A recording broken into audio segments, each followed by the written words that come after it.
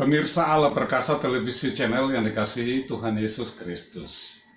Sembari menunggu donasi dari para pemirsa APTC untuk pengadaan peralatan podcast, yang nantinya kami akan mengundang tokoh rohaniawan Kristen seperti para pendeta, baik yang masih aktif maupun yang sudah emeritus, serta tokoh Kristiani terkemuka lainnya sebagai narasumber, kami akan menayangkan serial 100 tokoh di Alkitab atau 100 Profiles of the Bible. Adapun dana yang kami perlukan untuk pengadaan peralatan podcast adalah sekitar 45 juta rupiah, di luar biaya pengganti transport para narasumber. Sebagai alternatif pendanaan, kami juga diminta mengisi konten bernuansa politik dan ekonomi untuk 2045 TV Tangerang yang sudah memasuki tayangan ketiga. Jika berkenan, mohon dukungan Anda untuk 2045 TV Tangerang dengan melakukan subscribe, like, dan tekan tombol bel agar kepada Anda diberi notifikasi untuk konten berikutnya. Pengantar dari host. Yosua mengirim 2 orang mata-mata dari Sitim untuk mengintai negeri Kanaan dan kota Yeriko. Kedua mata-mata itu tiba di rumah Rahab, seorang pelacur yang di dalam Alkitab disebut sebagai perempuan sundal. Dan mereka berdua menginap di sana. Sewaktu berita mengenai kedua mata-mata itu sampai kepada Raja Yeriko, segera Raja mengutus pasukannya menemui Rahab dan meminta agar Rahab membawa keluar kedua mata-mata itu. Tetapi perempuan itu telah menyembunyikan mereka naik ke sotoh rumah dan menutupinya dengan timbunan batang rami. Sotoh rumah adalah semacam atap yang rata yang dapat dinaiki melalui tangga di sisi tembok luar. Dia berbohong kepada pasukan Raja Yeriko dengan mengatakan bahwa kedua mata-mata itu memang mampir, tetapi mereka sudah pergi entah kemana. Setelah pasukan itu pergi, dia naik ke sotoh rumah dan mengungkapkan kengerian yang akan dihadapi kota Yeriko pasca kedatangan kedua mata-mata itu.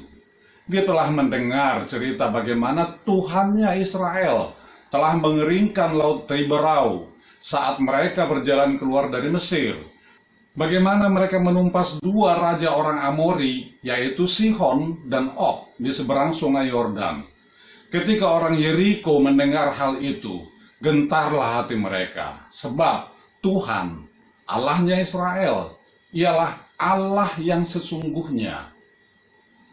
Untuk jasanya itu, Rahab kemudian meminta garansi atau jaminan keselamatan atas nama Tuhan, bahwa dirinya sendiri bersama kedua orang tuanya, saudara dan saudarinya, serta semua orang yang bersama-sama dengan dia di dalam rumahnya, tidak akan mendapat celaka apapun jika suatu saat kota Yeriko akan ditaklukkan dan ditumpas oleh bangsa Israel. Kedua mata-mata muda itu lalu menyanggupinya dan membuktikannya kelak ketika Yeriko berhasil ditaklukkan. Apa yang dapat kita pelajari dari kasus Rahab ini? Satu lagi fakta Alkitab membuktikan bahwa di dalam melaksanakan berbagai misi pentingnya, Allah tidak selalu memilih orang-orang bersih yang tidak berdosa. Mari kita lanjutkan dengan kutipan yang saya ambil dari buku The Student Bible yang sudah saya terjemahkan ke dalam bahasa Indonesia. Hari ini kita memasuki tayangan ke-16 dari 100 tokoh di Alkitab dengan tokoh Rahab. Rahab, iman seorang pelacur. Orang yang mempelajari Alkitab seringkali terkejut menemukan seorang pelacur dan dijadikan sebagai contoh orang beriman. Pada 2 tempat berbeda, Perjanjian Baru memuji pelacur bernama Rahab. Penulis mengabaikan profesi dan kebohongannya ketika dia berbicara dengan Raja Yeriko. Kitab Yosua pasal 2 ayat 4 dan 5. Visinya dikagumi mereka. Rahab memiliki pandangan berbeda tentang berbagai hal dibandingkan orang lain di komunitasnya, dan atas visinya itu dia berjudi akan masa depannya. Berita mengenai kegemilangan Israel telah menyebar. Menurut Rahab, penduduk Yeriko telah ketakutan mendengar kegembiraan orang Israel atas Mesir dan bangsa-bangsa lainnya. Meski demikian, orang Yeriko memiliki tekad menggali lebih banyak dan bertarung. Rahab mengambil jalan berlawanan. Dia memutuskan untuk berpihak kepada oposisi, menyimpulkan bahwa Allahnya orang Israel adalah Allah yang sesungguhnya. Dia memutuskan untuk mengganti keyakinannya mengikuti Allahnya orang Israel itu.